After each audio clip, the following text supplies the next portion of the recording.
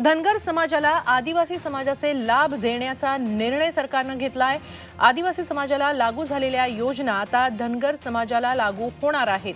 मंत्रिमंडळ उपसमितीने हा महत्त्वपूर्ण निर्णय घेतलाय। धनगर समाजातील विद्यार्थ्यांना वसतिगृह, नामांकित शाळांमध्ये प्रवेश तसंच धनगर समाजासाठी घरकुल योजनाही सुरू करण्यात येणार आहे। पहिल्या टप्प्यात 10,000 घरं बांधण्यात येणार आहेत। त्याचबरोबर पुण्यश्लोक अहिल्यादेवी उद्योजकता विकास व शेळी मेंढी महामंडळ असं नाव बदलण्यात येणार आहे।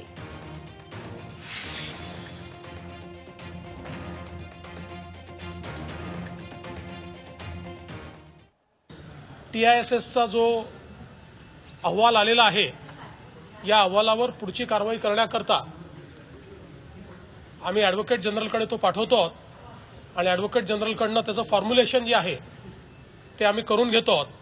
त्यासोबत कालचा झालेल्या निर्णयाप्रमाणे जी उच्च न्यायालयामध्ये ॲफिडेव्हिट दाखल करायचं आहे ते देखील तात्काळ करण्याचा निर्णय आम्ही घेतलेला आहे। आणि जेवढ्या योजना आदिवासी विकास विभागाच्या अंतर्गत आदिवासी बांधवांना लागू आहेत त्या सगळ्या योजना आता आम्ही धनगर समाजाला देखील लागू करतो। ज्याप्रमाणे आपण आदिवासी आणि शेड्यूल कास्ट यांच्याकरता घरकुलाची स्वतंत्र योजना चालवतो, त्याचप्रमाणे स्वतंत्र योजना घरकुलाची ही धनगर समाजाकरता देखील चालवण्यात येणार आहे। आणि पहिल्या टप्प्यात 10,000 घरं त्यामध्ये बांधण्याचा निर्णय आम्ही त्या ठिकाणी घेतलेला आहे।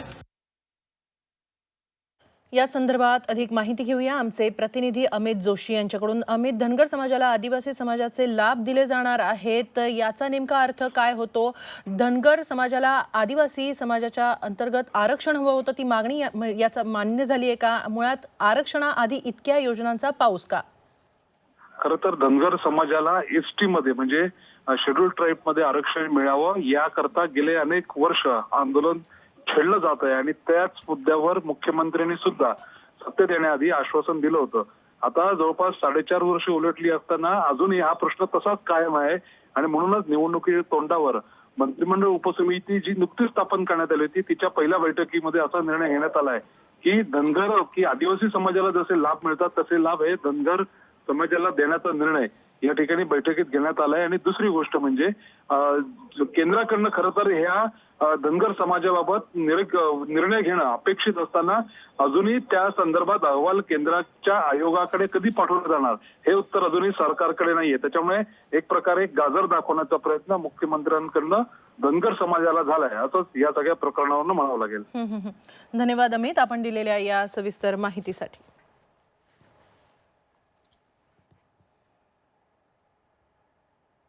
आदिवासी योजनांचा धनगर समाजालाही लाभ होणार आहे, तशी घोषणाही करण्यात आलेली आहे।